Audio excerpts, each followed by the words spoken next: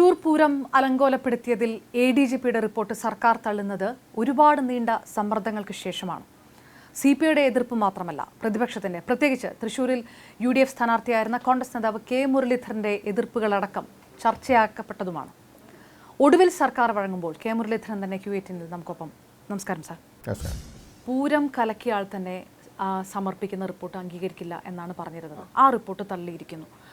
തുടരന്വേഷണം ഉണ്ടാകും എന്ന് പറഞ്ഞിരിക്കുന്നു. സ്വാഭാവികമായിട്ടും തൃപ്തി ഉണ്ടാകേണ്ടതല്ലേ? ഇല്ല, ഒരിക്കലും അല്ല. കാരണം ഇവിടെ ഒരു കാര്യം നോക്കേണ്ടത്, ഇനി അന്വേഷിക്കുമെന്ന് പറയുന്നതൊക്കെ സർക്കാരുമായി ബന്ധപ്പെട്ട ഏജൻസികളാണ്. ഇപ്പോൾ ഇന്ന് ചില മാധ്യമങ്ങൾ കണ്ടത് ക്രൈംബ്രാഞ്ച് അന്വേഷിക്കുന്നു. ക്രൈംബ്രാഞ്ച് എന്ന് പറയുന്ന ആഭ്യന്തര വകുപ്പിൻ്റെ കീഴിൽ മുഖ്യമന്ത്രിയുടെ കീഴിലുള്ള ഒരു ഡിപ്പാർട്ട്മെൻറ്റാണ്. അപ്പോൾ ഒരു കാര്യം വ്യക്തമാണ്, ഞങ്ങളുടെ ഒരു റീഡിംഗ് അനുസരിച്ച് അജിത് കുമാർ ഒരു വർഷം മുമ്പ്, അതായത് 2023 മെയ് മാസത്തിൽ ഹൊസബോളയായിട്ട് നടത്തിയ ചർച്ചയും 2 ആഴ്ച കഴിഞ്ഞ് കോവളത്ത് റാം മാധവുമായിട്ട് നടത്തിയ ചർച്ചയും CPM BJP ഒരു ഡീൽ ഉറപ്പിക്കാനുള്ള ചർച്ചയാണെന്നാണ് ഞങ്ങളുടെ വിശ്വാസം. ഞങ്ങളത് പറയാൻ കാരണം, അതിനുശേഷം BJPയുടെ കേരളത്തിലെ പ്രഭാരി അദ്ദേഹവും EP ജയരാജനുമായിട്ടുള്ള കൂടിക്കാഴ്ച. ആ കൂടിക്കാഴ്ചയിൽ BJP നേതാവ് ജയരാജനോട് പറഞ്ഞത്, ഞങ്ങളെ സഹായിക്കണം, പാർലമെൻറ്റ് ഇലക്ഷനിൽ ഒരു സീറ്റ് ഞങ്ങൾക്ക് തരണം, തിരിച്ച് എല്ലാ കാര്യങ്ങളും ഞങ്ങളുടെ സഹകരണം ഉണ്ടാകും. ആ ഡീലാണല്ലോ പിന്നീട് പുറത്തു വന്നത് ജയരാജനെ കൺവീനർ സ്ഥാനത്ത് മാറ്റിയത്. അപ്പോൾ ഒരു പക്ഷേ ഈ ചർച്ച നടന്നു കാണുക ഈ ഡീൽ ഉറപ്പിക്കാനുള്ള ഭാഗമായിരിക്കും. അതിൽ ഇവർ പറയുന്ന ഒരു സീറ്റ് പ്രകാശ് ജാവേദ്കർ ആണല്ലോ പ്രപ്പോസൽ മുന്നോട്ട് വെച്ചത്. അപ്പോൾ അതിൻ്റെ ഒരു പ്രാരംഭ ചർച്ചയായിരിക്കണം ഈ അജിത് കുമാർ. കാരണം 2 RSS നേതാക്കളെ കാണുന്നത്. ഇപ്പോൾ ഈ അന്വേഷണത്തിലേക്ക് കടക്കുമ്പോഴും അജിത് കുമാറിനെ മാറ്റി നിർത്താനുള്ളൊരു തീരുമാനം ഇല്ല. മാറ്റി നിർത്തുന്ന തീരുമാനം പറയുന്നില്ല. ഇനി മാറ്റി നിർത്തിയാൽ തന്നെ ക്രൈംബ്രാഞ്ചിന് നിഷ്പക്ഷമായിട്ട് അന്വേഷിക്കാൻ കഴിയില്ല. കാരണം മുഖ്യമന്ത്രിക്ക് ഇയാൾ ഇഷ്ടമുണ്ട് അജിത് കുമാറിന്, അത് വ്യക്തമായി കഴിഞ്ഞല്ലോ. P. ശശിയെ പിന്നെ ഓപ്പണായിട്ട് അദ്ദേഹം സപ്പോർട്ട് ചെയ്തു. അപ്പോൾ അൻവർ സൂചിപ്പിച്ച 2 പേരെയും മുഖ്യമന്ത്രി തള്ളുന്നില്ല. അൻവറെ തള്ളാൻ തയ്യാറാണ്, അജിത് കുമാറിനെയോ അല്ലെങ്കിൽ P. ശശിയെ തള്ളാൻ തയ്യാറല്ല. വേണ്ടി വന്നാൽ CPIനെ തള്ളാൻ പോലും തയ്യാറാണ്. അപ്പോൾ ഇവർ തമ്മിലുള്ള ബന്ധം ഒന്ന് ആലോചിച്ച് നോക്കണം. ഇവിടെയാണ് ഞങ്ങൾ പറയുന്നത്, ജുഡീഷ്യൽ അന്വേഷണം നടത്തട്ടെ. ഇപ്പോൾ ജുഡീഷ്യൽ അന്വേഷണം എല്ലാവർക്കും അറിയാം, സിറ്റിംഗ് ജഡ്ജീനെ കിട്ടിയെന്ന് വരില്ല, റിട്ടയർഡ് ജഡ്ജി നടത്തിയാലും കുഴപ്പമില്ല. പക്ഷേ വേണമെങ്കിൽ സെക്ഷൻസ് ജഡ്ജീനെ കിട്ടും ജുഡീഷ്യൽ അന്വേഷണത്തിന്. മുമ്പ് UDFൻ്റെ കാലത്ത് അങ്ങനെ അന്വേഷിച്ചിട്ടുണ്ട്. ഹൈക്കോടതിയും സുപ്രീം കോടതിയും സാധാരണ ഇപ്പോൾ വിട്ടുകൊടുക്കാറില്ല. പക്ഷേ സെക്ഷൻസ് ജഡ്ജീനെ വെച്ചിട്ട് ജുഡീഷ്യൽ എൻക്വയറി നടത്താമല്ലോ. അപ്പോൾ ഈ മുഖ്യമന്ത്രി ഇത്രയും സംരക്ഷിച്ചിട്ട് പോലും ഈ റിപ്പോർട്ട് തള്ളി. അത് ഇപ്പം താങ്കളടക്കം നേരത്തെ പറഞ്ഞത് LDFനകത്ത് ഇപ്പോൾ CPI അടക്കമുള്ളവർ, ഒരുപക്ഷെ CPMനകത്തുമുള്ളവർ ആ ചില അഭിപ്രായ ഭിന്നതകളുള്ളത് കൊണ്ട് ഒരു പ്രഹസനമായിട്ട് ഈ റിപ്പോർട്ട് തള്ളി. അങ്ങനെയാണോ? തീർച്ചയായിട്ടും CPIക്ക് നിർബന്ധമുണ്ടല്ലോ അന്വേഷണം കൂടുതൽ വിപുലീകരിക്കണം, അജിത് കുമാർ മാറി നിൽക്കണം. അപ്പോൾ അജിത് കുമാറിനെ മാറ്റി നിർത്താതെ തന്നെ മറ്റൊരു ഏജൻസി അന്വേഷിക്കുക എന്ന് പറഞ്ഞാൽ അത് സർക്കാരിൻ്റെ തന്നെ ഭാഗമാണ് ക്രൈംബ്രാഞ്ച് എന്ന് പറയുന്നത്. അപ്പോൾ നിഷ്പക്ഷമായിട്ട് അന്വേഷണം, ഞങ്ങളിപ്പോൾ ഇന്ന ജഡ്ജീനെ റിട്ടയർഡ് ജഡ്ജീനെ വെക്കണമെന്ന് ഞങ്ങൾ പറയുന്നില്ലല്ലോ, അങ്ങനെ നിർദ്ദേശിക്കുന്നത് ശരിയല്ല. അത് ഗവൺമെൻറ് ചർച്ച ചെയ്ത് തീരുമാനിക്കേണ്ട കാര്യമാണ്. പക്ഷേ ജുഡീഷ്യൽ എൻക്വയറി എന്നുള്ള പ്രഖ്യാപനം വരുന്നത് വരെ ഞങ്ങൾ ഈ സമരരംഗത്ത് നിന്ന് പിന്മാറില്ല. താങ്കൾ തന്നെ പറഞ്ഞു മുഖ്യമന്ത്രിയുടെ കവചകുണ്ടലങ്ങളാണ് അജിത് കുമാറും P. ശശി എന്ന് പറഞ്ഞു. അപ്പം ഇവരെ കൈവിട്ടാൽ മുഖ്യമന്ത്രിക്ക് പിന്നെ ഇരിക്കാൻ പറ്റില്ല. തീർച്ചയായിട്ടും അവർ പല സത്യങ്ങളും വിളിച്ചു പറയും. അല്ലെങ്കിൽ ഇപ്പോൾ തന്നെ ഒരു കാര്യം ഒന്ന് ആലോചിച്ച് നോക്കും, RSS നേതാക്കളും അജിത് കുമാറുമായി നടത്തിയ സംഭാഷണത്തിനെക്കുറിച്ച് എന്തിനാണ് ഇപ്പോൾ DGP അന്വേഷിക്കേണ്ട കാര്യം? എന്താ? മുഖ്യമന്ത്രിക്ക് വിളിച്ച് ചോദിച്ചുകൂടെ? ഞങ്ങളുടെ നയം RSSനെതിരാണ്, ഞങ്ങളുടെ ഗവൺമെൻറ്റിൻ്റെ നയം RSSനെതിരാണ്, പിന്നെ നിങ്ങൾ എന്തിനു പോയി കണ്ടു? ഇത് ചോദിക്കുന്നതിന് എന്തിനാ മടി? എന്താ? സാധാരണ ഇങ്ങനെയല്ലേ ചെയ്യുക. അല്ലാതെ അയാൾ എന്തിനാ പോയതെന്ന് ഒന്ന് അന്വേഷിച്ച് വരൂ എന്നാ പറയുക. ഇതെന്താ കേരളത്തിലെ ജനങ്ങൾ ഇത്രയും വിവരമില്ലാത്തവരെന്നാണോ മുഖ്യമന്ത്രിയുടെ ധാരണ? ഞാൻ അത്ഭുതപ്പെട്ടു പോയത്. RSS നേതാക്കളുമായിട്ട് എന്തിന് ചർച്ച ചെയ്തു എന്നുള്ളതിനെക്കുറിച്ച് അന്വേഷിക്കാൻ DGPനെ ചുമതലപ്പെടുത്തുക. എന്നാൽ മുഖ്യമന്ത്രിക്ക് ചോദിച്ചാൽ പോരെ? എന്തുകൊണ്ടാണ് ചോദിക്കാത്തത്? അപ്പോൾ ദുരൂഹത ഏറി വരികയാണ്. അപ്പോൾ ഈ CPMനകത്തുള്ളവർ, മറ്റുള്ളവർ LDFൽ CPI പറയുന്ന നിലപാടറിയാം, ആ ഒരു ലെവലിൽ നിന്ന് അവരപ്പുറത്തോട്ട് പോകുന്നില്ല. ഇത് മറ്റൊരു വഴിയുമില്ല, അത് ഇവരുടെ ഉള്ളിലുണ്ട് ഈ വിഷയങ്ങൾ, അങ്ങനെ കരുതുന്നുണ്ടോ? CPMനകത്ത് പുകയുന്നുണ്ട്? CPMനകത്ത് പുകയുന്നുണ്ട്. കാരണം ഈ പോക്ക് ത്രിപുരയിലും ബംഗാളിലും സംഭവിച്ച രീതിയിലൊരു തകർച്ചയിലേക്കുള്ള പോക്കാണ് എന്നുള്ള ഫീലിംഗ് CPM-ലെ സാധാരണ പ്രവർത്തകർക്കുണ്ട്. ഇപ്പം ഞാനൊരു ഉദാഹരണം പറയാം. കഴിഞ്ഞ ലോക്സഭാ ഇലക്ഷനിൽ UDF-ൻ്റെ സ്ഥാനാർത്ഥികളൊക്കെ ഇത്രയും മൃഗീയമായ ഭൂരിപക്ഷത്തിൽ ജയിക്കാനുള്ള കാരണങ്ങളിലൊന്ന്, ഇപ്പോൾ ഉദാഹരണം കാസർഗോഡ് MP നന്നായിട്ട് നോക്കി കോൺസ്റ്റിറ്റ്യുവൻസി, അതൊന്ന്. അതിലുമുപരിയായിട്ട് പല പാർട്ടി ഗ്രാമങ്ങളുള്ള നിയോജകമണ്ഡലങ്ങളാണ് എൻ്റെ പഴയ നിയോജകമണ്ഡലം വടകര, കണ്ണൂർ, കാസർഗോഡ്. പാർട്ടി ഗ്രാമങ്ങളാണ്. ഒരു ബൂത്തിൽ ഒരു UDF-ൻ്റെ ഏജൻറ്റിന് ഇരിക്കാൻ പറ്റില്ല. അവിടെയൊക്കെ എങ്ങനെയാണ് ഇത്രയും തള്ളി ഒരു എന്താ പറയുക ഒരു ഇത്രയും ഒരു ഫോഴ്സിൽ എങ്ങനെ വോട്ട് വന്നു? അതായത് പോക്ക് ശരിയല്ല എന്നുള്ള ഫീലിംഗ് അവർക്കുണ്ടായി, സാധാരണ പ്രവർത്തകർക്കുണ്ടായി. അവർ പറയുന്നത് പാർട്ടീനെ തോൽപ്പിച്ചിട്ടാണെങ്കിലും പാർട്ടീനെ രക്ഷപ്പെടുത്തണം. കാരണം പാർട്ടി ഇനിയും ജയിച്ചു പോയിക്കൊണ്ടിരുന്നാൽ പാർട്ടി കൂടുതൽ പടുകുഴിയിലേക്ക് താഴും എന്നുള്ള ഫീലിംഗ് പാർട്ടിയുടെ പ്രവർത്തകർക്കുണ്ട്. ഇപ്പോൾ അൻവറിന് തന്നെ ഇത്ര റീച്ച് കിട്ടാൻ കാരണം എന്താ? അൻവർ തലകുത്തി എന്നാൽ സ്വതന്ത്ര MLA-ക്ക് ഇത്ര റീച്ച് കിട്ടുമോ ഇതിലൊക്കെ സോഷ്യൽ മീഡിയയിൽ? കാരണം എന്താ? ഇത് സഖാക്കളാണ്. ഈ പറഞ്ഞ പോലെ മറ്റേ റെഡ് ഫോളോവേഴ്സും എല്ലാവരുമാണ് ഇപ്പോൾ അൻവറിൻ്റെ കൂടെ നിൽക്കുന്നത്. അതിൻ്റെ കാരണം എന്താ? അവർക്ക് പിണറായിസത്തിനോട് യോജിപ്പില്ല. അവരൊക്കെ കമ്മ്യൂണിസ്റ്റിൻ്റെ ഭാഗമാണ്, പക്ഷേ പിണറായിസത്തിനെതിരാണ്. കാരണം പിണറായിസം എന്ന് പറഞ്ഞാൽ P. കൃഷ്ണപിള്ളയെ പോലുള്ള കമ്മ്യൂണിസ്റ്റ് ആചാര്യന്മാർ ഏത് ലക്ഷ്യത്തിന് വേണ്ടി പ്രവർത്തിച്ചു അതിനെതിരായിട്ട് പ്രവർത്തിക്കുന്ന ആളാണ്.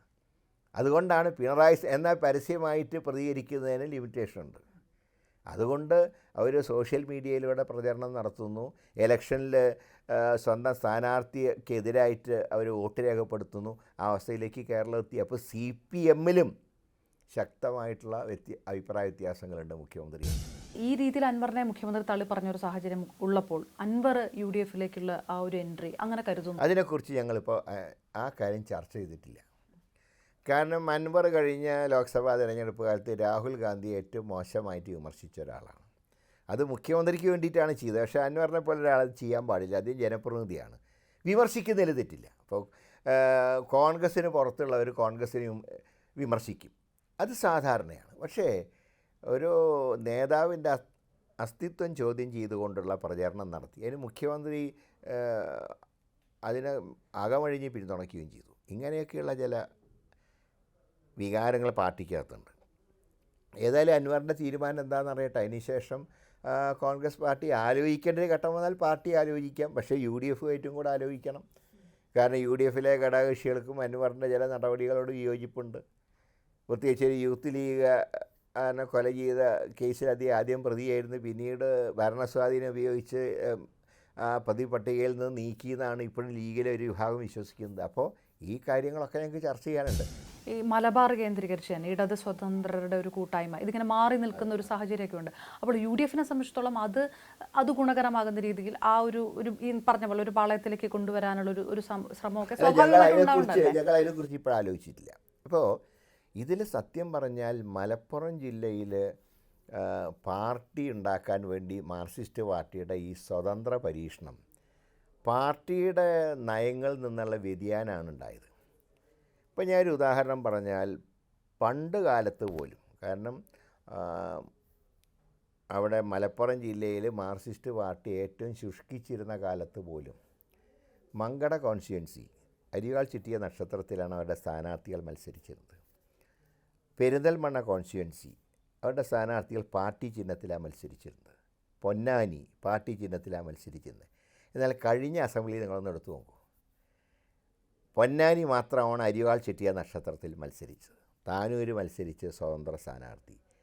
സ്ഥിരമായി മത്സരിച്ചിരുന്ന മങ്കടയിൽ സ്വതന്ത്ര സ്ഥാനാർത്ഥി. 2016 വരെ അരിവാൾ ചുറ്റിയ നക്ഷത്രത്തിൽ മത്സരിച്ചിരുന്ന പെരിന്തൽമണ്ണയിൽ, അതായത് കമ്മ്യൂണിസ്റ്റ് പാർട്ടി പിളർന്ന് മാർക്സിസ്റ്റ് പാർട്ടി രൂപീകരിച്ചതിന് ശേഷം പെരിന്തൽമണ്ണയിലെല്ലാം അരിവാൾ ചുറ്റിയ നക്ഷത്രത്തിൽ മത്സരിച്ചിട്ടുള്ളത്. മങ്കടയിൽ CH-ന് അന്ന് CPM 67 സീറ്റ് കൊടുത്തതിന് ശേഷം ലീഗ് കോൺഗ്രസിൻ്റെ കൂടെ ചേർന്നപ്പോൾ പിന്നെ എല്ലാം അരിവാൾ ചുറ്റിയ നക്ഷത്രത്തിലാണ് മങ്കടയിൽ മാർക്സിസ്റ്റ് പാർട്ടി മത്സരിച്ചിട്ടുള്ളത്. ആ മങ്കടയിൽ ചിഹ്നം പുറത്തെടുക്കുന്നില്ല. ലാസ്റ്റ് പെരിന്തൽമണ്ണയിലും ചിഹ്നം പുറത്തെടുത്തില്ല. അപ്പോൾ ഈ സ്വതന്ത്ര പരീക്ഷണം ഒരു വിജയമാണെന്ന് കണ്ടപ്പോൾ അവർ കൂടുതൽ പരീക്ഷണം നടത്താൻ പോയപ്പോൾ പല സ്വതന്ത്രന്മാരും തിരികെ ചിന്തിക്കാൻ തുടങ്ങി.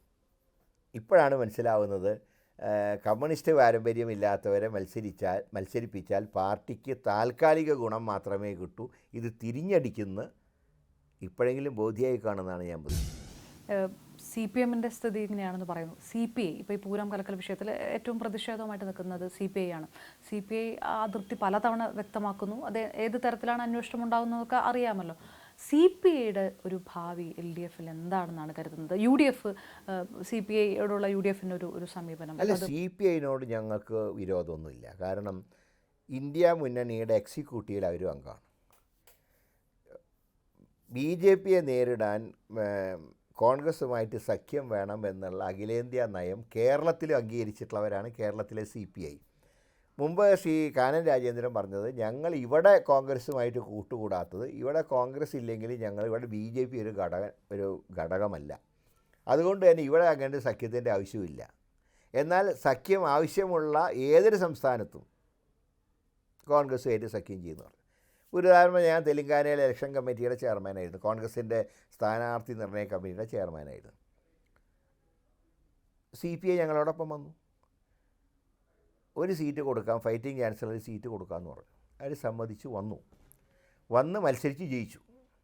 CPM സമ്മതിച്ചില്ല. CPM പറഞ്ഞ് 5 സീറ്റ് കിട്ടാൻ ഞങ്ങൾ വരില്ല എന്ന് പറഞ്ഞു. മത്സരിച്ച് എല്ലാ സീറ്റിലും കെട്ടിവെച്ച കാശ് പോയി. അപ്പോൾ CPI അഖിലേന്ത്യാ തലത്തിലും ഒരു പരിധിവരെ കേരളത്തിലും ഒരു കോൺഗ്രസ് വിരോധമുള്ള സംഘടനയല്ല.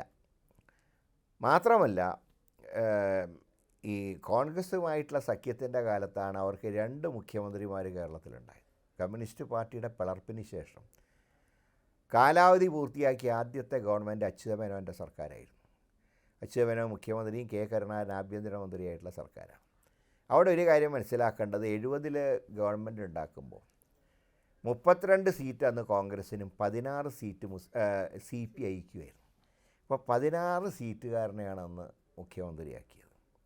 പിന്നീട് കോൺഗ്രസ്സിലെ പിളർപ്പുണ്ടായപ്പോൾ AK ആന്റണി മുഖ്യമന്ത്രി സ്ഥാനം രാജിവെച്ചപ്പോൾ അദ്ദേഹമാക്കിയത് PK വാസുദേവൻ നായരെയാണ്. ഈ 2 മുഖ്യമന്ത്രിമാർ മാത്രമേ CPIക്ക് പറയുമ്പോൾ അവരാണല്ലോ ഒറിജിനൽ കമ്മ്യൂണിസ്റ്റ് പാർട്ടി. CPIയിൽ നിന്ന് പിണങ്ങിപ്പോയവരാണല്ലോ CPM. ആ CPM-ന് നിരവധി വർഷം ഈ കേരളം ഭരിച്ച ആരുടെ പിന്തുണയോട് കൂടിയിട്ടാണ്? CPI മാറി നിന്ന് ഒരെലക്ഷനും അവർക്ക് അധികാരം കിട്ടിയിട്ടില്ല. 70 CPI കോൺഗ്രസിൻ്റെ കൂടെയായിരുന്നു, കോൺഗ്രസ് ജയിച്ചു. 77 CPI കോൺഗ്രസിൻ്റെ കൂടെയായിരുന്നു, ഭരണ തുടർച്ച. കേരളത്തിൽ ആദ്യമായിട്ട് ഭരണ തുടർച്ച ഉണ്ടാക്കിയത് പിണറായി അല്ല, പക്ഷേ അന്ന് മുഖ്യമന്ത്രി മാറിയതുകൊണ്ടാണ് ആരും ശ്രദ്ധിക്കാതിരുന്നത്. അച്യുതമേനോൻ മുഖ്യമന്ത്രിയും കരുണാകരൻ ആഭ്യന്തരമന്ത്രിയായ അതേ സംവിധാനമാണ് 77 കരുണാകരൻ മുഖ്യമന്ത്രിയും PK വാസുദേവൻ നായർ വ്യവസായ മന്ത്രിയായിട്ടുള്ള ഭരണ തുടർച്ച എന്നുണ്ടായി. അപ്പോൾ മാത്രമല്ല, ഏറ്റവും അധികം നേതാക്കന്മാരോടൊപ്പം അണികളും ഉണ്ടായിരുന്നൊരു കാലഘട്ടം അതായിരുന്നു. ഇപ്പോഴെന്ത് പറ്റി? മാർക്സിസ്റ്റ് പാർട്ടിയോട് എതിർപ്പുള്ള ആളുകൾ CPIയിലേക്ക് പോകുമ്പോൾ അവർക്ക് ഇലക്ഷൻ നിൽക്കുമ്പോൾ ഇടതുപക്ഷ ജനാധിപത്യ മുന്നണിയാണ്, CPM സഹായിക്കണം. അങ്ങനെയല്ല ആഞ്ചലോസ് തോറ്റുപോയത്. CPM-ൽ നിന്ന് MP ആയി MLA ആയ ആഞ്ചലോസ് CPM-ഉമായിട്ട് പിണങ്ങി CPIയിലേക്ക് ചേർന്നപ്പോൾ 10,000-15,000 വോട്ടിനാണ് തോറ്റത്. അതിൻ്റെ കാരണം എന്താ? പുറത്താക്കിയ ആൾ മറ്റേ CPIയിലെ സ്ഥാനാർത്ഥിയായിട്ട് വന്നിട്ട് പോലും ഇടതുപക്ഷ ജനാധിപത്യ മുന്നണി സ്ഥാനാർത്ഥിയായിട്ട് ആഞ്ചലോസിനെ അംഗീകരിച്ചില്ല. അപ്പോൾ CPIക്ക് ഇനി ആ പാർട്ടിയുടെ നിലനിൽപ്പുമായിട്ട് മുന്നോട്ട് പോകണമെങ്കിൽ അവരാലോചിക്കണം എന്ത് തീരുമാനം എടുക്കണം. ഏതായാലും ഞങ്ങൾക്ക് അവരോട് തൊട്ടുകൂടാ. UDF-ന്റെ വാതിൽ തുറന്ന് കിടപ്പുണ്ടോ? ഒരിക്കലും CPIയുടെ നേരെ ഞങ്ങൾ വാതിൽ കൊട്ടിയടക്കുന്നില്ല. പിന്നെ അകത്ത് കയറണോ വേണ്ടതെന്ന് അവർ തീരുമാനിക്കേണ്ടതാണ്. ഞങ്ങൾക്ക് അവരോട് ഒരു രാഷ്ട്രീയ എതിർപ്പില്ല. അൻവറിന്റെ കാര്യത്തിൽ പക്ഷേ അങ്ങനെ പറയാൻ കഴിയില്ല, പറയാൻ പറ്റില്ല. പരിപൂർണമായിട്ട് ക്ലോസ്ഡ് എന്ന് പറയാമോ എന്ന് ഞാൻ പറയുന്നില്ല. അതൊക്കെ ഭാവിയിൽ അൻവറിന്റെ തീരുമാനത്തിന് ശേഷം ആലോചിക്കേണ്ട ഒരു ഘടകമാണ്. ഈ പൂരം കലക്കലുമായിട്ട് ബന്ധപ്പെട്ടിട്ട് ജുഡീഷ്യൽ അന്വേഷണം വേണം എന്നാണല്ലോ, അതിലാണ് ഇപ്പോഴും ഉറച്ചു. തീർച്ചയായിട്ടും ആ കാര്യത്തിൽ ഞങ്ങൾ വിട്ടുവീഴ്ചയ്ക്ക് അല്ല. BJP-യുടെ കാൻഡിഡേറ്റും അല്ല BJP സ്ഥാനാർത്ഥിയാണ് പറയുന്നത്. BJP നേതാക്കൾക്ക് ജുഡീഷ്യൽ അന്വേഷണം നടത്തുന്നതിൽ വിരോധമില്ല. CPI പറയുന്നത് എന്ത് അന്വേഷണം നടത്തിയാലും സത്യം പുറത്തു വരണം. എങ്കിൽ പിന്നെ ജുഡീഷ്യൽ അന്വേഷണത്തിന് എന്തിനാ മടിയെന്തിനാ? അപ്പോൾ അതാണ് ഞങ്ങൾ പറയുന്നത്. എന്തിനാണ് പിന്നെ മുഖ്യമന്ത്രി എന്തിന് ജുഡീഷ്യൽ അന്വേഷണത്തിന് ഭയപ്പെടും? ഈ CPM CPI ഈ തർക്കത്തിലേക്ക് വിഷയങ്ങൾ പോയി. ഇപ്പോൾ പൂരം കലക്കലുമായിട്ട് ബന്ധപ്പെട്ട് അത് RSS കൂടിക്കാഴ്ചയ്ക്ക് പോകുമ്പോഴും തുടക്കത്തിൽ പറഞ്ഞതുപോലെ അത് എന്തിനായിരുന്നു? അത് ഇടതുപക്ഷത്തും BJPയും തമ്മിലുള്ള ഒരു ധാരണ. ഇടതുപക്ഷത്തല്ല, CPM-ഉം BJPയും തമ്മിലുള്ള ഒരു ധാരണ. ശരി, തീർച്ചയായിട്ടും അങ്ങനെ ഒരു ധാരണ. പക്ഷെ അതിലേക്ക് ഫോക്കസ് ഇപ്പോൾ വരുന്നില്ല. അല്ല, സംഭവം അതുകൊണ്ടാണല്ലോ ഞങ്ങളത് ആ കാര്യം പറഞ്ഞല്ലോ. പൂരം മുടക്കി BJPയുടെ ഒരു MP-നെ അയച്ചപ്പോൾ CPM-ന് പിണറായിക്ക് ഗുണമുണ്ടായി. കരുവണ്ണൂർ കേസ് എത്ര തവണ ആരെയൊക്കെ ചോദ്യം ചെയ്തു, ഒരറസ്റ്റും ഉണ്ടായിട്ടില്ല. അതുപോലെ തന്നെ മുഖ്യമന്ത്രിയുടെ മകളുടെ കമ്പനീനെക്കുറിച്ചുള്ള അന്വേഷണം എന്താ ഗതിയെന്ന് ആർക്കും അറിയില്ല. മുഖ്യമന്ത്രിയുടെ ഓഫീസിൽ രവീന്ദ്രനെ ചോദ്യം ചെയ്തിട്ട് സെക്രട്ടേറിയറ്റിൽ കയറിയിട്ടില്ല. അതേസമയത്ത് കേജ്രിവാൾ ജയിലിൽ കിടക്കുകയാണ്. കാരണം അദ്ദേഹം ശക്തമായിട്ടുള്ള എതിർപ്പ് ആയപ്പോൾ അദ്ദേഹം ജയിലിൽ കിടക്കുകയാണ്. സ്റ്റാലിനെ പൂട്ടാനുള്ള എന്തൊക്കെ ശ്രമങ്ങൾ നടത്തുകയാണ്, പക്ഷേ ഏൽക്കുന്നില്ല എന്ന് മാത്രം. ഇപ്പോൾ സിദ്ധരാമയ്ക്ക് നേരിട്ട് കണ്ടിട്ടില്ലേ ഗവർണറെ കൊണ്ട് കളിപ്പിക്കുന്നത്? ഇവിടെ നടക്കുന്നത് എന്താ? ഇവിടെ ഇതൊക്കെ പറയുമ്പോഴും കേരളത്തിലെ യൂണിവേഴ്സിറ്റികൾ കുളമാവുമ്പോഴും പോലും ഗവർണർ വെച്ച നോമിനിയിൽ ഒരാളെ മാത്രമല്ലേ ശരിക്കും കണക്കനുസരിച്ചാൽ കേരള യൂണിവേഴ്സിറ്റിയിൽ സിൻഡിക്കേറ്റിലേക്ക് ജയിക്കുള്ളൂ. എങ്ങനെ രണ്ടുപേര് ജയിച്ചു? CPIക്ക് കൊടുക്കേണ്ട എക്സസ് വോട്ട് CPM കൊടുത്തില്ല, പകരം BJPക്ക് കൊടുത്തു. അപ്പോൾ ആ ഒരു പൾസാണെങ്കിൽ ഈ നേരത്തെ പറഞ്ഞ പോലെ പൂരപ്പറമ്പിൽ സുരേഷ് ഗോപി ആംബുലൻസിൽ വന്ന വിഷയം വരാഹി അനാലിറ്റിക്സിൻ്റെ കോർഡിനേറ്ററാണ് കൊണ്ടുവന്നതെന്നുള്ള ദൃശ്യങ്ങളൊക്കെ പുറത്തു വന്നിട്ടുണ്ട്. ആ വിഷയവും ഈ അന്വേഷണ പരിധിയിലൊന്നും വരാൻ പോകുന്നില്ല. അങ്ങനെ തന്നെയാണ് കോൺഗ്രസ് കരുതുന്നത്. അല്ല, ജുഡീഷ്യൽ അന്വേഷണമാകുമ്പോൾ എല്ലാ കാര്യങ്ങളും പുറത്തു വരും. കാരണം ആർക്കെല്ലാം മൊഴി കൊടുക്കാൻ കഴിയുമോ അവർക്ക് പോയിട്ട് മൊഴി കൊടുക്കാം. മാത്രമല്ല പ്രധാനപ്പെട്ട പലരെയും വിളിപ്പിക്കുകയും ചെയ്യും. ഇപ്പോൾ ഉദാഹരണം, നാളെ ജുഡീഷ്യൽ എൻക്വയറി നടക്കുകയാണെങ്കിൽ ഓട്ടോമാറ്റിക്കായിട്ട് തന്നെ അവിടുത്തെ സ്ഥാനാർത്ഥികളെയും വിളിപ്പിക്കും. പരാതിയുള്ളവരെ കമ്മീഷൻ തന്നെ വിളിപ്പിക്കും. ഇത് അന്വേഷണം നടത്തി ആരറിയുന്നു? ഞാനും അറിയുന്നില്ല, സുനിൽകുമാറും അറിയുന്നില്ല. ഈ വരാഹി അനാലിറ്റിക്സ് അവർ തിരുവനന്തപുരം അടക്കമുള്ളിടത്ത് കോർഡിനേറ്റർമാരെ നിയോഗിച്ചിരുന്നു. ഈ നീക്കം തിരുവനന്തപുരത്തും ഉണ്ടായിരുന്നു എന്നാണ്. തീർച്ചയായിട്ടും. അത് കാരണം തിരുവനന്തപുരത്ത് ഉണ്ടായിരുന്നതിൻ്റെ ഉദാഹരണമാണല്ലോ പന്ന്യൻ രവീന്ദ്രൻ ഇത്രയും താഴെ പോകാൻ കാരണം. പലയിടത്തും മത്സരം UDFും BJPയും മാത്രമായിരുന്നു. ഇടതുപക്ഷം പലയിടത്തും തിരുവനന്തപുരത്ത് കാഴ്ചക്കാരായിരുന്നു. പന്ന്യന് ദിവാറിന് കിട്ടിയ വോട്ട് കിട്ടിയിട്ടില്ല. അതിനു മുമ്പ് 2011 കിട്ടിയ ബെന്നറ്റിന് കിട്ടിയ വോട്ട് കിട്ടിയിട്ടില്ല. കാരണം ഇവിടെയൊക്കെ പൂർണ്ണമായിട്ട് CPM-ൻ്റെ ഭാഗം സൈലൻ്റായിരുന്നു എന്നാണ് പറയുന്നത്. ഞാൻ തൃശ്ശൂരായിരുന്നു, ഞാൻ വോട്ടിങ്ങിൻ്റെ അന്ന് മാത്രമേ ഇവിടെ വന്നത്. പക്ഷെ പലരും വിളിച്ചു പറഞ്ഞു ഒരനക്കുമില്ല ഇടതുപക്ഷത്തിൻ്റെ ഏരിയയിലൊന്നും. മാത്രമല്ല ആദ്യം തന്നെ CPIക്ക് സമ്മതിക്കേണ്ടി വന്നു, തിരുവനന്തപുരം പ്രതീക്ഷയില്ല. അപ്പോൾ അതൊക്കെ ഇതിൻ്റെ ഭാഗം തന്നെയാണ്. അതാണ് ഞാൻ പറഞ്ഞത്, ഈ ആറ്റുകാൽ പൊങ്കാല ഏപ്രിൽ മാസമായിരുന്നെങ്കിൽ തൃശ്ശൂർ തിരുവനന്തപുരം ആവർത്തിച്ചേരെ. അപ്പോഴും പൂരം വിവാദം തൃശ്ശൂരിലെ UDF തോൽവിക്ക് കാരണമായില്ല എന്ന് KPCC അതല്ല, അത് പറഞ്ഞത് കാരണങ്ങളിലൊന്ന്. UDFൻ്റെ പരാജയത്തിന് പല കാരണങ്ങളും ഉണ്ടാകും. പക്ഷേ സാധാരണ UDFൻ്റെ മിഷണറിക്ക് ഒരു ക്ഷീണം സംഭവിച്ചാൽ അത് സാധാരണ പോകുന്നത് LDFനാണ്. ഇവിടെ അങ്ങനെയല്ല ഉണ്ടായത്. ഇവിടെ LDFന് കുറേ പോയിട്ടുണ്ട്, പക്ഷേ LDFന് കിട്ടേണ്ട CPM വോട്ട് കിട്ടിയില്ല. UDFൻ്റെ പരാജയത്തിന് പല കാരണങ്ങളുമുണ്ട്. പക്ഷേ പ്രധാന കാരണം അന്തർധാരയാണ്. BJP CPM അന്തർധാരയാണ് പിന്നെ പൂരം കലക്കിയപ്പോൾ UDFന് കിട്ടേണ്ട പല ഹൈന്ദവ വോട്ടുകളും BJPക്ക് പോയിട്ടുണ്ട്. ഏതാണ്ട് 6 ലക്ഷത്തോളം ഹൈന്ദവ വോട്ടുകളുണ്ട് തൃശ്ശൂർ പാർലമെൻറ്റിൽ. 3.5 ലക്ഷത്തോളം ക്രൈസ്തവ വോട്ടുകളും ഏതാണ്ട് 1.5 ലക്ഷത്തോളം മുസ്ലിം വോട്ടുകളും ഉണ്ട് അവിടെ. അതിലേറ്റവും കൂടുതൽ ഹിന്ദു വോട്ടാണ് BJPക്ക് പോയിട്ടുള്ളത്. അത് ഈ പൂരം കലങ്ങിയ വികാരം കൊണ്ട് ഒരു പ്രധാന ഘടകമായിരുന്നു. ഇപ്പോൾ പറഞ്ഞ പോലെ അന്തർധാര UDFനെ സംബന്ധിച്ചിടത്തോളം കാരണങ്ങളിൽ ഒന്നാണ്. അപ്പോഴും ഇപ്പം നമ്മൾ ആ വിഷയത്തിൽ തന്നെ ഫോക്കസ് ചെയ്യുമ്പോഴും മുരളീധരന് തൃശ്ശൂരിൽ നേരിട്ടത് അല്ലെങ്കിൽ ആ ഒരു പ്രധാനപ്പെട്ട ഒരു കാര്യങ്ങളുണ്ടല്ലോ, അത് ഇതിനകത്ത് ചർച്ച ചെയ്യപ്പെടുകയോ അല്ലെങ്കിൽ മാഞ്ഞു പോകപ്പെടുകയോ ചെയ്യുന്നുണ്ടോ? ഇല്ല, ഞാൻ പറയുന്നത് ഈ അന്തർധാരയുടെ ഭാഗമായിട്ടാണ് 56,000 വോട്ട് മുതൽ BJP അവിടെ വോട്ട് ചേർത്തിട്ടുണ്ട്. ആ വോട്ട് ചേർക്കുമ്പോൾ പ്രധാനപ്പെട്ട പല ഉദ്യോഗസ്ഥന്മാരും CPM അനുകൂല സർക്കാർ ജീവനക്കാരായിരുന്നു. ഇപ്പോൾ കോൺഗ്രസിൻ്റെ ഒരു വോട്ട് ചേർക്കാൻ ചെന്നാൽ 100 കൂട്ടം ചോദ്യങ്ങളും ഇന്ന് ഡോക്യുമെൻറ്റ്സ് ആവശ്യപ്പെടലും. അതേ സമയത്ത് ആലത്തൂർ പാർലമെൻറ്റിൽ വോട്ടുള്ള ഒരു BJP-കാരൻ തൃശ്ശൂർ വോട്ട് ചോദിക്കുമ്പോൾ ഉടനെ അതങ്ങ് ചേർക്കുകയാണ് വോട്ടർ പട്ടികയിൽ. സുരേഷ് ഗോപിയുടെ വോട്ട് തൃശ്ശൂരാണല്ലോ. അദ്ദേഹം ഞാനും തിരുവനന്തപുരം വട്ടിയൂർക്കാവ് നിയോജകമണ്ഡലത്തിലെ വോട്ടർമാർ. അദ്ദേഹം ശാസ്താമംഗലത്തെ വോട്ടറാണെങ്കിൽ ഞാൻ കവടിയാർ വോട്ടറാണ്. അദ്ദേഹം ഇത്തവണ തൃശ്ശൂർ അദ്ദേഹത്തിൻ്റെ മാത്രമല്ല, അദ്ദേഹത്തിൻ്റെ ഭാര്യയുടെ, അദ്ദേഹത്തിൻ്റെ മക്കളുടെ, അദ്ദേഹത്തിൻ്റെ ബന്ധുക്കളുടെ വോട്ടുകൾ തന്നെ അവിടെ ചേർത്തിട്ടുണ്ട്. അപ്പോൾ അവരുടെയൊക്കെ വീട്ടഡ്രസ്സ് എന്താ? ഏതും പല ഫ്ലാറ്റുകളുടെ അഡ്രസ്സുകളാണ്. പല ഫ്ലാറ്റുകളും പൂട്ടിക്കിടക്കുകയാണ് ഞങ്ങളുടെ പ്രവർത്തകർ ചെന്നപ്പോൾ. അപ്പോൾ ആ വോട്ട് ചേർക്കൽ ഉൾപ്പെടെ എൻ്റെ കാരണങ്ങളൊന്നാണ്. അപ്പോൾ ഞാൻ പറയുന്നത് ഹൊസബോളയായിട്ടുള്ള സംഭാഷണത്തിന് ശേഷം വോട്ടർ പട്ടികയിൽ പേര് ചേർക്കുന്നതിൽ വരെ സർക്കാർ ഉദ്യോഗസ്ഥന്മാർ, ഇടതുപക്ഷത്തിനോട് ആഭിമുഖ്യമുള്ള സർക്കാർ ഉദ്യോഗസ്ഥന്മാർ BJP-യെ സഹായിച്ചു. സ്ഥാനാർത്ഥിയുടെ കുടുംബത്തിൻ്റെയും ബന്ധുക്കളുടെയും വോട്ട് ചേർക്കുന്ന ഉൾപ്പെടെ. അപ്പോഴും കോൺഗ്രസ് എന്ന് പറയുന്ന ഒരു പാർട്ടി കുറച്ചും കൂടെ കാര്യക്ഷമമായിട്ടായിരുന്നു പ്രവർത്തിക്കേണ്ടത് എന്നൊരു വിമർശനവും അല്ലെങ്കിൽ ആ ഒരു പിണക്കമൊക്കെ ഉണ്ടായിരുന്നില്ലേ? അതില്ലാതെ ആരും പറയുന്നില്ല. ഞങ്ങൾ തോൽക്കാനുള്ള കാരണങ്ങളിലൊന്ന് തൃശ്ശൂർ പൂരം, 2 സംഘടനാപരമായിട്ടുള്ള ദൗർബല്യം. എന്തുകൊണ്ടാണ് സംഘടനാപരമായിട്ടുള്ള ദൗർബല്യം എന്ന് പറയുന്നത്? ഈ വോട്ട് ചേർത്തൊന്നും കണ്ടുപിടിക്കാൻ പറ്റിയില്ല.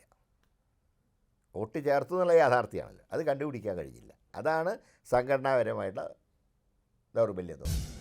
ഈ പാർട്ടിക്ക് സാധാരണ എന്ത് വെല്ലുവിളികൾ വരുമ്പോഴും മറ്റു മുതിർന്ന നേതാക്കന്മാരൊന്നുമല്ല, KM മുരളീധരൻ വരുന്നു, ആ മണ്ഡലത്തിൽ നിൽക്കുന്നു, അങ്ങനെ പാർട്ടിയെ രക്ഷിക്കുന്നു എന്നുള്ളൊരു. ഇനി അങ്ങനെ ഒരു പരീക്ഷണത്തിന് താങ്കൾ നിന്നു? ഇല്ല, ഇനി പരീക്ഷണമല്ല. എനിക്ക് കൂടെ ബോധ്യപ്പെട്ട ഒന്നാമത് നിൽക്കണമെന്നുള്ള കാര്യം ഞാൻ തീരുമാനിച്ചിട്ടില്ല. ഞാനിപ്പോൾ കഴിഞ്ഞ കുറേ കാലത്തെ രാഷ്ട്രീയത്തിൽ, ഞാൻ ഇപ്പോൾ സംസ്ഥാന രാഷ്ട്രീയത്തിൽ അധികം താല്പര്യം കാണിക്കാത്ത ഒരാളാണ് ഞാൻ. പക്ഷേ ഇനി എന്ത് വേണമെന്നുള്ളത് പാർട്ടി തീരുമാനിക്കുമ്പോൾ അതിൽ എനിക്ക് കൂടെ സ്വീകാര്യമാണെങ്കിൽ മാത്രമേ ഞാനൊരു മത്സരത്തിലേക്ക് പോവുകയുള്ളൂ. അല്ലെങ്കിൽ പാർട്ടിക്ക് വേണ്ടി പ്രവർത്തിക്കും. അതല്ലാതെ മത്സരിക്കണമെന്ന് ഒരു നിർബന്ധം എനിക്കില്ല. പിന്നെ തിരുവനന്തപുരത്ത് തലസ്ഥാനമാണ്. വട്ടിയൂർക്കാവിൽ ഒരുപാട് വർഷം, ഞാൻ 8 വർഷം MLA ആയിരുന്നു. അതുകൊണ്ട് ആ നിയോജകമണ്ഡലമായിട്ട് ഇഴുകി ചേർന്ന് ഇപ്പോഴും നിൽക്കുന്നു. അതിൻ്റെ അർത്ഥം മത്സരിക്കണം എന്നല്ല. മത്സരിക്കേണ്ട ഒരു ഘട്ടം വരുമ്പോൾ പല കാര്യങ്ങൾ ആലോചിക്കാനുണ്ട്. അതിപ്പോൾ ആലോചിക്കുന്നില്ല. വട്ടിയൂർക്കാവിൽ പക്ഷേ ഫോക്കസ് ചെയ്യുകയാണല്ലോ. വട്ടിയൂർക്കാവിൽ ഞാനുണ്ട്. അതിപ്പോൾ ഞാൻ എന്നും ഉണ്ടാവും അവിടെ. ആ കാര്യത്തിൽ സംശയമൊന്നുമില്ല. അതൊരു കുടുംബ ബന്ധമാണ്. ആ ബന്ധം എന്നും ഉണ്ടാവും. പക്ഷേ മത്സരിക്കണോ വേണ്ടേ എന്നുള്ള ഒരു അവസ്ഥയിലേക്ക് ഞാനിപ്പോൾ എത്തിയിട്ടില്ല. അങ്ങനെ മനസ്സിൽ ഇല്ല. അങ്ങനെ ഇപ്പോൾ മനസ്സിലില്ല. ഇനിയിപ്പോൾ ഈ അടുത്ത തെരഞ്ഞെടുപ്പിലേക്ക് കടക്കുമ്പോൾ പാർട്ടി ഒരു സംഘടന, ഒരു മുഖം മിനുക്കലൊക്കെ ഉണ്ടാകുമോ? ഇപ്പം ആ പാർട്ടിയുടെ അച്ചുതണ്ടുകൾ അത് മാറാനുള്ള സാധ്യതയുണ്ടോ? KPCC പ്രസിഡൻ്റായിട്ടൊക്കെ ഇനി മറ്റൊരു മുഖങ്ങൾ വരേണ്ട ഒരു ആവശ്യമൊക്കെ ഉണ്ടോ? അല്ല, ഇപ്പോൾ ഇനി അടുത്ത ലോക്കൽ ബോഡി ഇലക്ഷൻ വരെ അങ്ങനെ കാര്യമായിട്ടുള്ള ചേഞ്ച് ഒന്നും ഉണ്ടാവാൻ സാധ്യതയില്ല. ലോക്കൽ ബോഡി ഇലക്ഷൻ്റെ റിസൾട്ടിന് ശേഷമേ മറ്റു കാര്യങ്ങളെക്കുറിച്ച് ആലോചിക്കുകയുള്ളൂ. മുഖ്യമന്ത്രി സ്ഥാനാർത്ഥിയായിട്ട് കോൺഗ്രസ് അല്ലെങ്കിൽ UDF ഉയർത്തി കാണിക്കുന്നത് ആരെയായിരിക്കും? അതിലൊരു ആശയക്കുഴപ്പം? അല്ല, ഞങ്ങൾക്ക് അതിൽ ആശയക്കുഴപ്പമൊന്നുമില്ല. സാധാരണ രീതിയിൽ ഞങ്ങളുടെ MLA-മാർ കൂടിയിട്ടാണ് പാർട്ടി നേതാവിനെ തിരഞ്ഞെടുക്കാറുള്ളത്. അപ്പോൾ ഹൈക്കമാൻഡാണ് പ്രഖ്യാപിക്കുന്നതെങ്കിലും സാധാരണ രീതിയിൽ ഹൈക്കമാൻഡ് അനുവർത്തിക്കുന്ന നയം MLA-മാരുമായി പേഴ്സണലായിട്ട് കൂടിയാലോചിച്ച് പാർട്ടി നേതാവിനെ നിശ്ചയിക്കുക എന്നുള്ളതാണ്. ഇപ്പോൾ ഞാൻ 2 തവണ പാർലമെൻ്ററി പാർട്ടിയിൽ അംഗമായിരുന്നല്ലോ, MLA എന്നുള്ള നിലയ്ക്ക്. എന്നോടൊക്കെ പേഴ്സണൽ ഇൻ്റർവ്യൂ നടത്തിയിട്ടാണ് ആദ്യം ഉമ്മൻചാണ്ടീനെ നിശ്ചയിച്ചതിന്, രണ്ടാമത് രമേശ് ചെന്നിത്തലയെ തീരുമാനിച്ചു. ഞാൻ ഇവിടെ തെലങ്കാനയിൽ ഞാൻ പറഞ്ഞില്ല സ്ക്രീനിങ് കമ്മിറ്റി ചെയർമാനായിരുന്നു. ഇലക്ഷൻ ജയിച്ചു കഴിഞ്ഞപ്പോൾ എന്നെ ഒബ്സർവറാക്കി വെച്ചു. ഞങ്ങളോട് തന്നിട്ടുള്ള നിർദ്ദേശം നിങ്ങൾ MLA-മാരുമായിട്ട് കൂടിയാലോചിക്കാനാണ്. അവിടെ ഏതാണ്ട് 67 MLA-മാരെന്ന് ജയിച്ചു വന്നതിൽ 45 പേരും രേവന്ത് റെഡ്ഡിയുടെ കൂടിയായിരുന്നു. അപ്പോൾ അതിലൊക്കെ ഞങ്ങൾക്ക് തീരുമാനമെടുക്കാൻ എളുപ്പമായിരുന്നു. അങ്ങനെയാണ് സാധാരണ, അതാണ് കോൺഗ്രസിൻ്റെ സിസ്റ്റം എന്ന് പറയുന്നത്. അല്ലാതെ ഇപ്പോൾ കരുണാകരൻ്റെ കാലത്ത്, AK ആൻ്റണിയുടെ കാലത്ത്, ഉമ്മൻചാണ്ടിയുടെ കാലത്തൊക്കെ എല്ലാവർക്കും അറിയാം ആരാ മുഖ്യമന്ത്രിയാവുക. പക്ഷേ ഇപ്പോൾ അങ്ങനത്തെ ഒരു ജനറേഷനല്ല ഉള്ളത്. അതുകൊണ്ട് തന്നെ MLA-മാരുമായിട്ട്, ജയിച്ചു വരുന്ന MLA-മാരുമായിട്ട് പേഴ്സണലായിട്ടുള്ള ഇൻ്റർവ്യൂ നടത്തിയിട്ടായിരിക്കും പാർട്ടി നേതാവിനെ തിരഞ്ഞെടുക്കുക. ഓക്കെ. അപ്പോഴും ഈ പറഞ്ഞ പോലെ ഇപ്പം എത്ര ആരോപണങ്ങൾ വരുമ്പോഴും പിണറായി എന്ന് പറയുന്നത് CPM-ൻ്റെ LDF-ന് മുഖമായിട്ട് നിൽക്കുന്നു. അങ്ങനെ ഒരു മുഖം മത്സരത്തിന് വേണ്ടേ? അല്ല, എന്താ ആരുടെ മുഖങ്ങളാണ് മോശം?